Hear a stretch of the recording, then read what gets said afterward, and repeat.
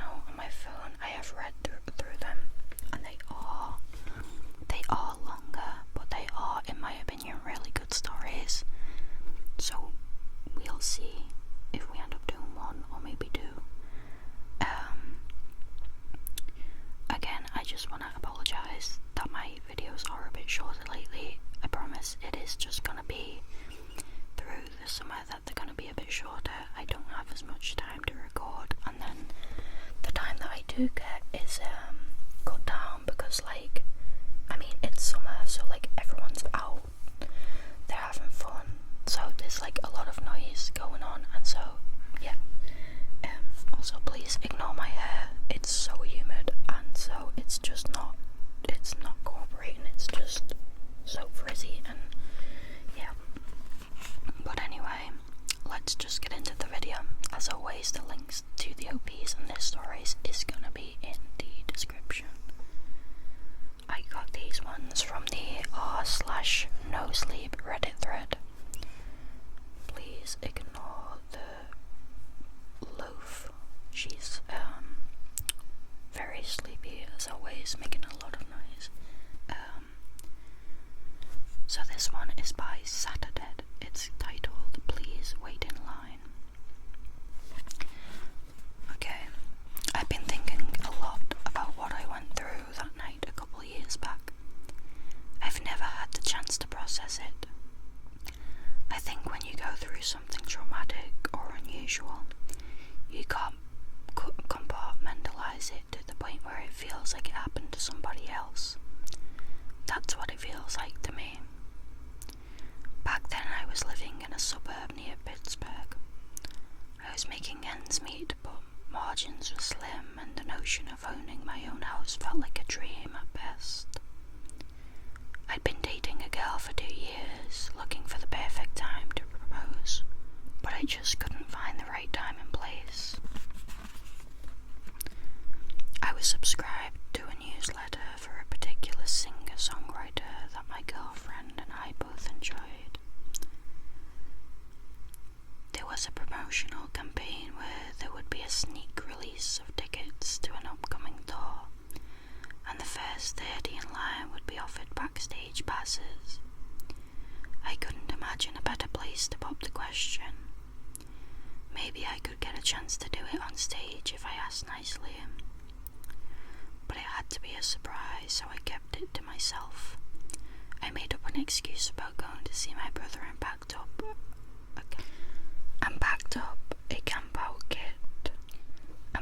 a camp out kit to wait in line. To get in line well and early.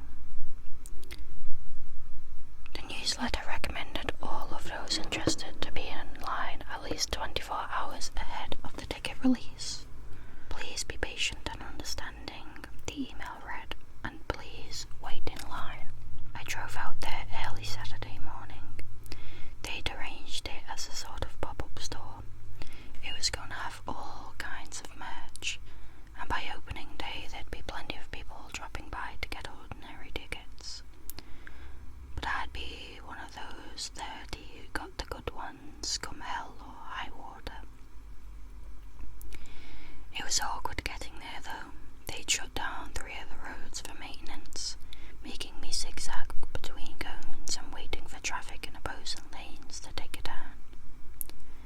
There was an apartment complex nearby, but that had been dented up for fumigation. A couple of nearby stores were shut down after health inspections. All in all, it was just bad timing. There would be no comfits, but I got a bunch of gear packed. I'd be fine. I had an audio book, some TV shows, and a lawn chair with a slot for an attachable umbrella. I could sit out there for days if need be.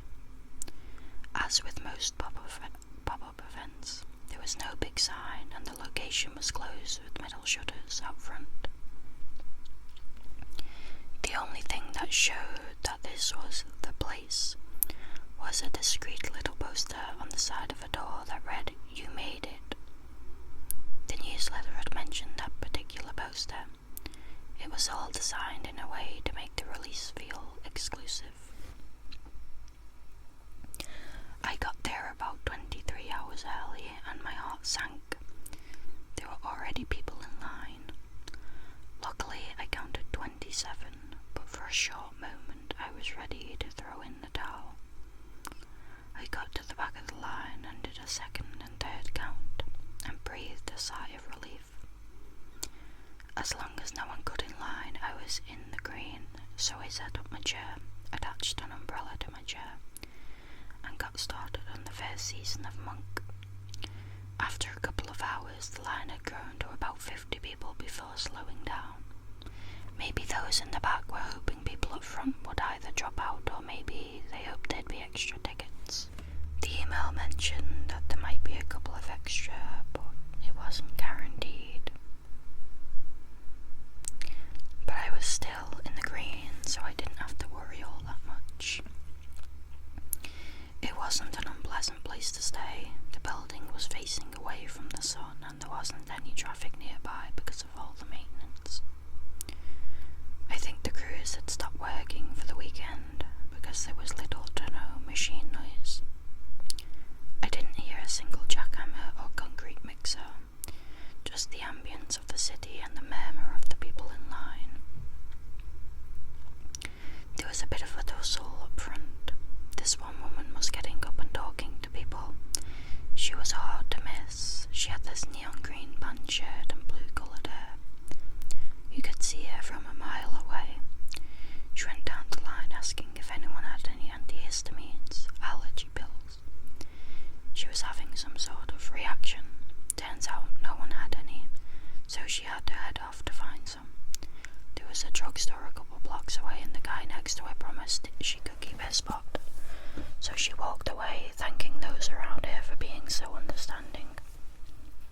Thing is, she never came back. Hours later, her spot was still vacant. By dinner time, I kicked up a conversation with the guy next to me. He'd arrived just after I did, so he was still among the first 30. His name was Rodney, and he had this lean, metalhead kind of build. Arms covered in tattoos and those kind of pants with zippers that you can turn into shorts. It didn't look like his kind of venue. I'm surprising my girl, Rodney smiled. She loves this stuff. Same here, I said. I think I might pop the question. Congrats, love to see it. He offered me a Coke and I took it. He hadn't prepared himself quite like I had, so I offered him a pad to watch some shows while I listened to my audiobook. We shared a couple of stories, some snacks, and added one another to our socials. I jumped down on a cold burrito for dinner and took a nap. Rodney was on his phone, talking to a friend for a bit. The people ahead of me were having a conversation of their own, and I only caught parts of it. They were discussing if there were 30 available tickets in total, or if there were more tickets given out to the first 30 people. Was there only one ticket per person? Because if all in line wanted 2 or more, that would be over 60 in total. The email hadn't specified it, so they were a bit worried. I had no idea, but there was no point in arguing about it. We'd see in about a day. There was this one guy who was a couple of spots ahead of me that had to step out of line. He had a friend coming by to drop off some stuff. So he asked if they could hold his spot for a bit. It would just be a couple of minutes. I saw him disappear around the corner. Doing that, I'm in a bit of a hurry kind of jog that polite people do. A couple minutes passed, then half an hour. After a full hour, he still wasn't back. Isn't that strange? I said to Rodney. 2 people have gone to get something and none came back. Sure, yeah, strange, he nodded. But some people leave just say those things to get an excuse to leave. It's embarrassing to say you're bored, you know. I guess. It's just strange. I work at the hospital, he said. I'm an anesthesiologist. I know what people who crack under pressure look like. They always shuffle away with with a convenient excuse. "You sure that's it?" I asked. "Nah, but I got no other explanation." "Fair enough." As the sun dipped below the horizon, the sounds of the city lowered to a mumble. Cars gave way to people walking their dogs, and in this particular neighbourhood there was a lot of those.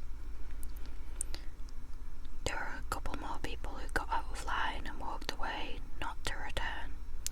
We were still well over 40 though, but I think some people got cold feet as the city got dark. A couple of light posts from a nearby street cast long shadows across the pavement. I was having a nap when Rodney poked me. He looked confused. "Some folks in the back are saying we're in the wrong line. They're opening some name brand store. There aren't no ticket sales." "You shitting me?" I scoffed. "You can't be serious." A guy 3 steps ahead looked back. "This ain't no store opening," he called back. "It's an autograph signing." That kicked up a murmur. All of a sudden the entire line was talking. There was some confusion about what we were actually doing out there. A lot of people were there for tickets, but for different artists. Some were there for a shop opening, an autograph signing, or a giveaway. A couple of phones were passed around and shown so we could compare emails. All emails were from different accounts, seemingly official enough to get past the spam filters. They all advertised different things, but they ended with the same line. "Please be patient and understanding, and please wait in line."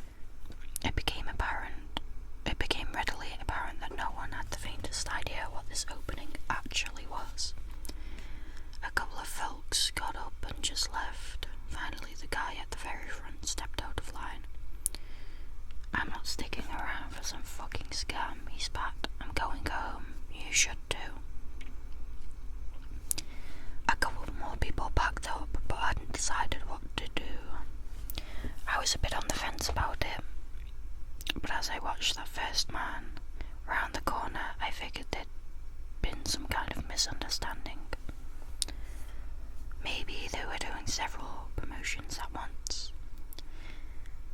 I heard his voice. He sounded surprised and a little angry. "What is this?" Then he screamed. A blood-curdling, ear-bleeding scream. It got quiet. Everyone looked at one another, trying to find an answer to what was going on. I got out of my chair to get a better look, but Rodney put his hand on my arm. "Hold on," he said, lowering his voice. "Don't go. We should call someone." He agreed, but we could see other people already calling for help. The man from the front of the line never returned. There were some people in the back who called for help. A few people walked down the road to see if everyone was okay, but they never returned either. A patrol vehicle came by about 20 minutes later. 2 police officers walked up asking questions. Everyone said the same thing. A man had stepped away and it sounded like he got hurt. The officers did a sweep of the road, and when they came back around they shrugged it off. "There's nothing here," they said. "You're sure he didn't just call out to a friend?" There were a lot of raised voices at that, but what could we say? It wasn't illegal to step out of line and not come back. There was no blood or sign of a struggle. Maybe we hadn't heard what we thought we did. People were raising other issues, like the emails we'd been sent. It all seemed like a plot to trick us, that the officers had something to say about. "No, it's legit," one said. "We were informed that there'd be people waiting in line for some kind of event." They had no idea what the promotion was for, though, and even if they did, they couldn't disclose it. It was all arranged by an event promoter, who'd in turn been hired by someone else. All in all, there was nothing they could do but wish us the best of luck and be on their way. As they left, I noticed them meeting up with someone walking their dog at the end of the street. They shook hands, looked at us, and went their separate ways. Rodney and I stayed up late. We decided we'd take turns sleeping just to make sure no one took our things. I took the first shift. The line had been whittled down to about 30 people by then. There'd been a lot of people trickling out after the uncertainty of what this was supposed to be.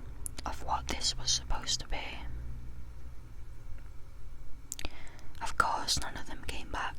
I didn't hear anything else, but there was this rising unease that there was something inherently dangerous about stepping away. I could hear a couple of people talking about it. That is, until a woman further back had enough. She'd been sitting quietly for a while, listening to people talk over her. "It's not a big deal," she groaned. "Look, I'll walk one lap around the building. I'll leave my purse here so you know I'll be back, alright?" Maybe she was tired or frustrated. Maybe she wanted to prove a point. She stepped out of line and rounded the corner with a huff. Judging by the size of the building, it ought to take her a couple of minutes at a brisk walking speed. But as those minutes dragged on into half an hour, it was clear she wasn't coming back. She'd left everything behind, so it was clear this wasn't voluntary. Something had kept her from coming back. No one would willingly leave behind their identification, credit cards or phone. A couple of people discussed leaving as a group. Someone mentioned leaving while being on a phone call to report back as they went. But no one wanted to take the risk. We didn't know what was going on, and no one was eager to put themselves on the line. Instead, we waited, speculated and murmured back and forth about what might be going on. Was it a trafficking thing? Gang-related? Or was this whole thing just a big misunderstanding? I woke up Rodney around midnight and laid back in my chair.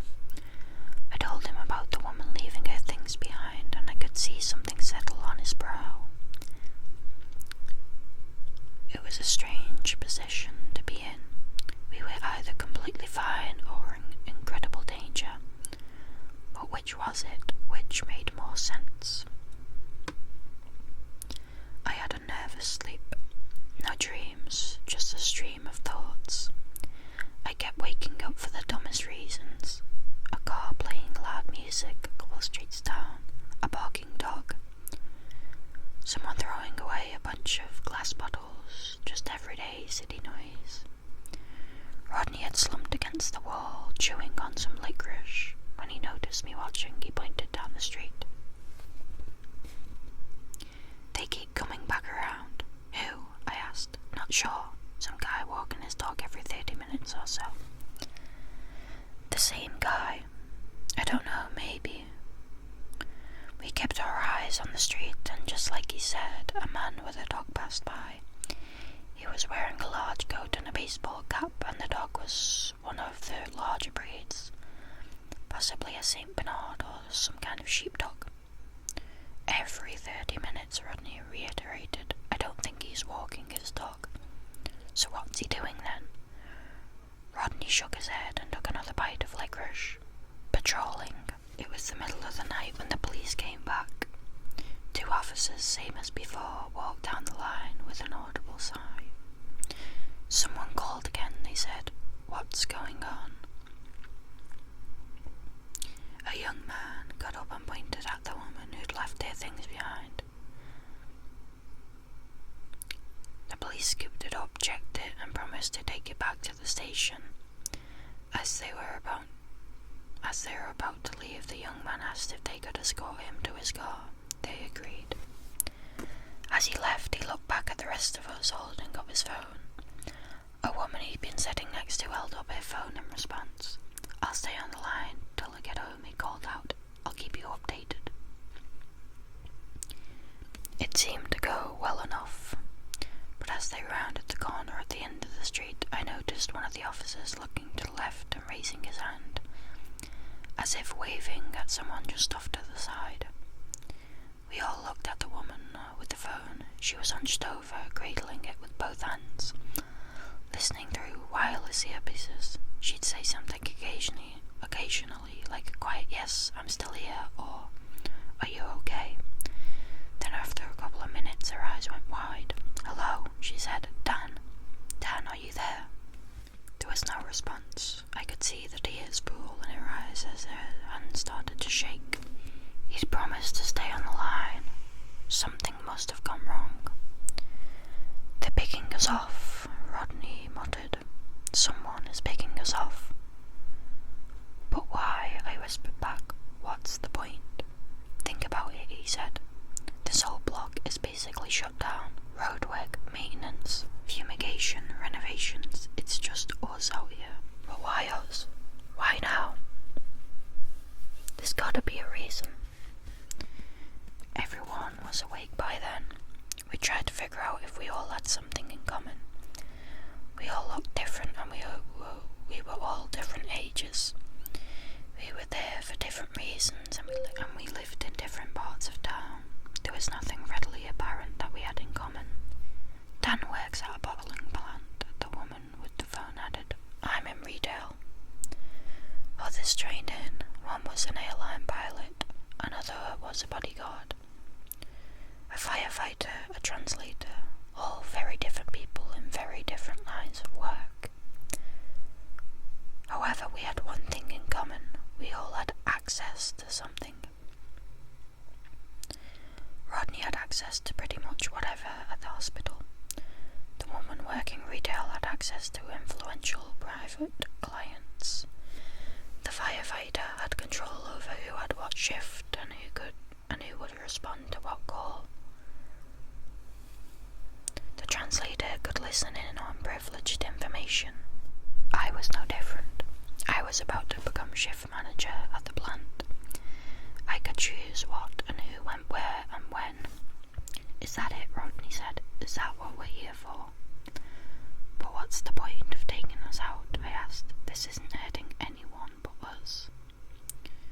The man walking his dog was back for another round, but now it looked like he'd slowed down a bit.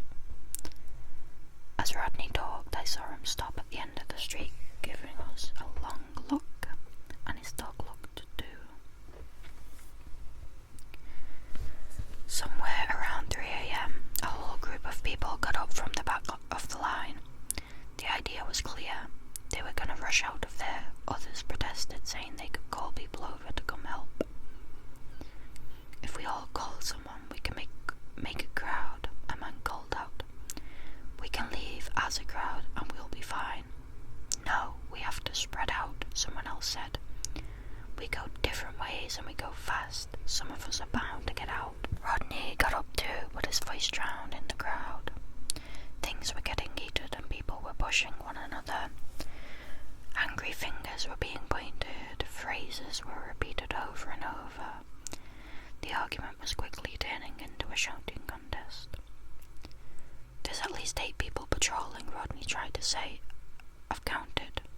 There's at least 8, but no one listened, and as push came to shove, a group from the back of the line spread out and ran into the night.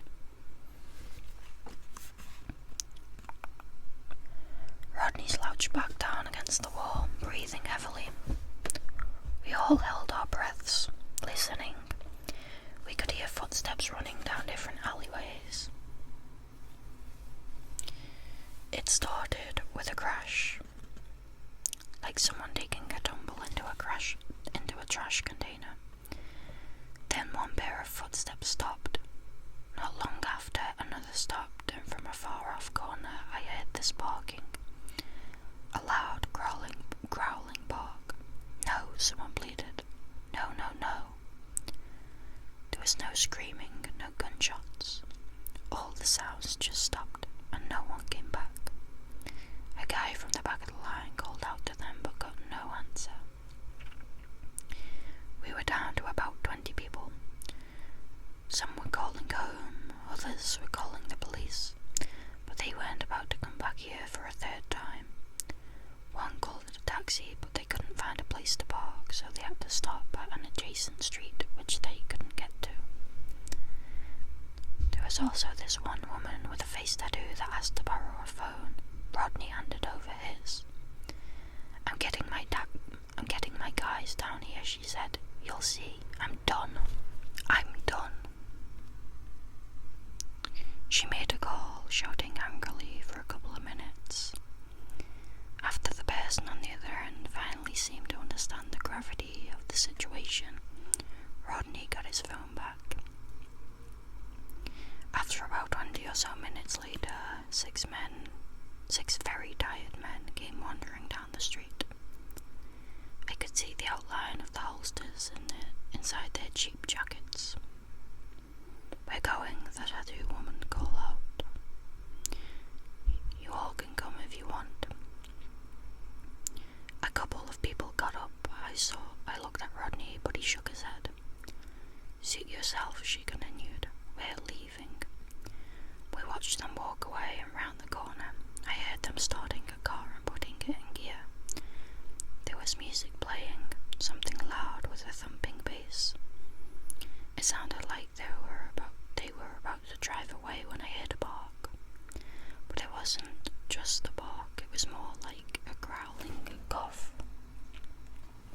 Then a gunshot. Then another. The sound bounced against the walls, ringing out over the city.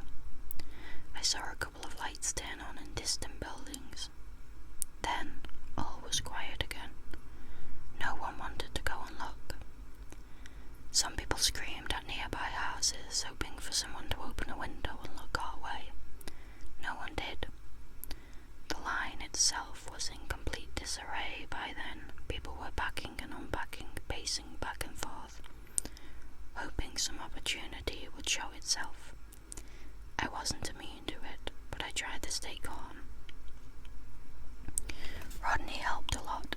He was a lot more calculated than I'd imagined when I first saw him. He counted the people walking by. He measured the dogs. He listened for repeating sounds. My mind was tired, but my heart kept my eyes open and frantic.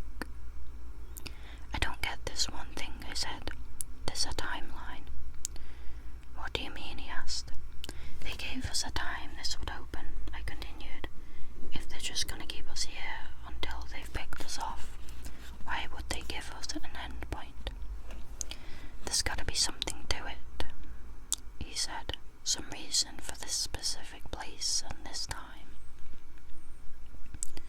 And what happens when it opens?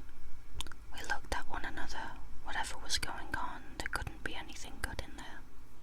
Rodney brought up the idea of breaking into the place we'd been lining up for. A couple of folks were on board, but the front gates were barred shut and the personal entrance was on the back of the building. That kicked up all previous arguments about calling for help or moving as a group or running like panicked animals into the night. We tried to bend a piece of rebar into a makeshift crowbar, but we couldn't get it to work. The place was locked down hard and we hadn't brought anything to break through. We couldn't do it. A couple people thought about collecting jackets and making the line so we could pull them back if need be. The problem was no one wanted to volunteer. Nothing happens until we're out of sight, someone said. As long as we're within view, nothing happens, so someone can go to the end of the street, look around the corner, and come back. We had a volunteer for that, a large guy in his early 40s.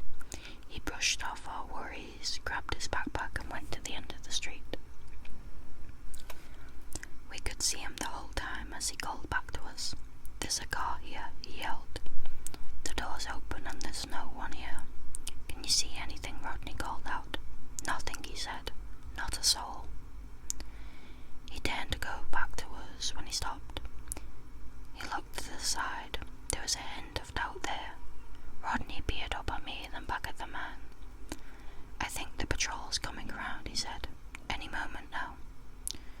Suddenly the man started running back to us. By the time he reached us, 3 of us were up on their feet to catch us. He was panting like he was having an episode. towards the street where a person walking his dog had stopped to look at us. That's no dog, the man wheezed. I don't know what that is, but it's no dog. For a couple of seconds, we all just stared at the stranger. There really was something unusual about that dog.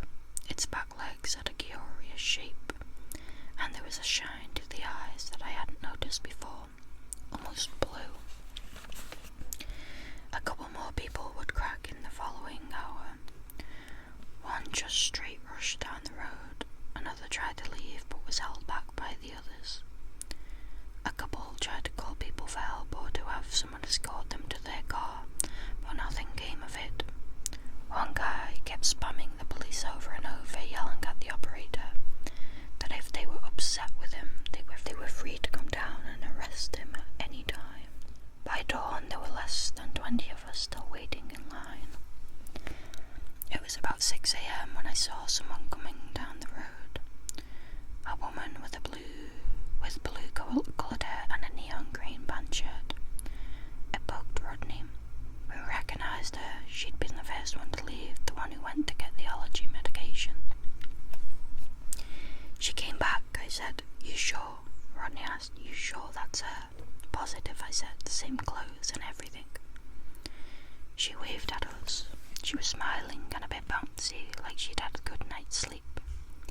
In comparison, the rest of us were nervous wrecks. I'd heard there was trouble, she said. I'm sure it was a misunderstanding. What happened? I asked. Nothing happened, she insisted. Pills made me sleepy, so I went home. I just came to get my things, see what's going on. I wasn't buying it, and by the looks of Rodney, he wasn't either. Others didn't seem all that sure, but a couple seemed to relax their shoulders a bit.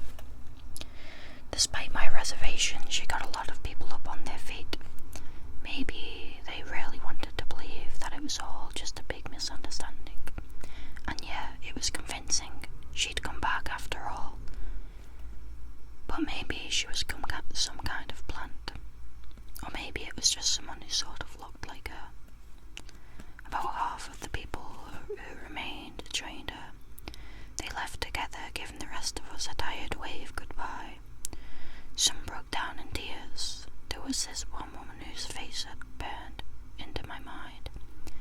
She was completely beside herself, shaking like a dry leaf in the wind. I'm scared, okay? She cried. I'm scared. I don't understand what's going on, and I just want to go home. She was assured and hugged and led by the hand, and slowly but surely they all wandered off down the street, and none would return. About an hour later, there were less than 10 of us left. Rodney shook his head as he looked from side to side. No patrols, he said. They've missed it 2 times. You think we can go? I asked. No, he said. Something's up. He shook his head as we looked down the road, only to see someone approaching. It was one of the people who'd been walking their dog, except now they weren't just passing by. They were stopping at the end of the street. A couple more joined, blocking off the other exits. One by one, they bent down and let their dogs off the leash. I looked at Rodney for the first time. He looked scared. I could see his chest rising and falling with little claustrophobic breaths. We were being closed in on from all sides. They fanned us out, he whispered. They outnumber us. What the fuck do we do? I whispered back. He got up and I followed. Others were taking notice as well. But as we began to spread out, we could see the approaching people moving to intercept. Then the barking. I'll never forget the moment the dogs stepped out of the shade of the surrounding buildings. They looked almost completely black in the shadows, but they remained equally black when they stepped into the morning light. They had this ink-black, slick skin. Their back feet looked like something from a bird, and the entire body was hunched over on all fours. It was more humanoid than I'd thought, and as they got closer, they stretched out. The smaller of them, at full length, was was at least 6, 7. One of them looked my way with a shark-like grin, scratching the pavement like an eager dog with long, pointed claws. I looked back at Rodney a final time, and in a split-second realization, all hell broke loose. Someone made a run for it, only to be tackled to the ground. One of the dogs got them by the neck and bit down hard with a sickening snap. One guy tried to climb a light post, hoping he could get up to a window of a nearby building. 2 more creatures tore down the light post, breaking it with a snap as he came tumbling to the ground. They were picking us off one by one, killing us, feeding on us. A couple had time to scream for help, but the creatures targeted whoever made noise first. The 40-something-year-old man who'd gone out to the street earlier was tackled face first into the pavement and had those razor-sharp teeth dug into the back of his neck. My mouth tasted as salt as morbid death smells crept up my nose. We didn't stand a chance. There were at least 12 of them, and they knew what they were doing. Rodney and I stayed by the wall, trying to make ourselves as small as possible. I got a good look at some of the dog walkers. A couple of them were complete strangers, but a couple of them I recognized from earlier. They'd been in line, just like me and Rodney. Maybe they'd been plants or something else entirely. The creatures were feasting. One of the handlers went up to the locked building and rolled it open as one of them walked up to me and Rodney. He looked us up and down as one of the creatures settled down by his side, snarling and drooling. Starved and ready to pounce, the man adjusted his glasses, peering out from under his baseball cap. "We got any hatches left?" he called out. The building opened. I couldn't see what was inside from my angle, being pushed up against the wall. "All done," someone responded. "Got them all." The man looking at me and Rodney was maybe 30 years old, with a fashionable beard. Simple square glasses. I couldn't have picked him out of a crowd. He looked down at the dog creature and adjusted his nondescript baseball cap. "Which one do you want?" he asked. "Which did you dream of?" I felt something to my right. Rodney reached out. I felt something to my right. Rodney reached out and grabbed my hand. Not because we were making a break for it, or to try some last-minute master plan. He was just scared. And when you're scared, you want to hold someone's hand, so he held mine. The creature looked us over, a hint of blue reflected at us from its deep eyes. We fumbled for the right words to say. Some plea, some brilliant last-minute monologue, something to appeal to their sense of kindness and humanity. But the stranger with the glasses didn't move a muscle. He might as well have been shopping for groceries. And with that, the creature growled. It had decided. It pounced on Rodney. I held his hand for as long as I could. I didn't look. I remember the sensation of screaming, but I don't remember the sound. My throat turned raw. The muscle in Rodney's hand tightened, then fell limp. The man with the glasses took a step forward, shushing the creature. There, he said. "It's okay. Dream well. Eat."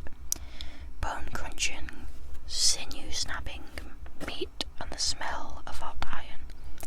I closed my eyes so hard my skull ached.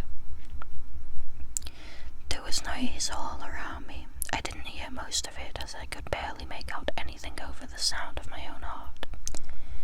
There was biting and ripping interlaced with the most casual-sounding conversation. "You got the shells?" someone asked. "No need, we're torching. You sure?" "It's clear, we got a firefighter." I looked up. A couple creatures began to look different as they ate. Some had brighter skin, some were shorter, fatter.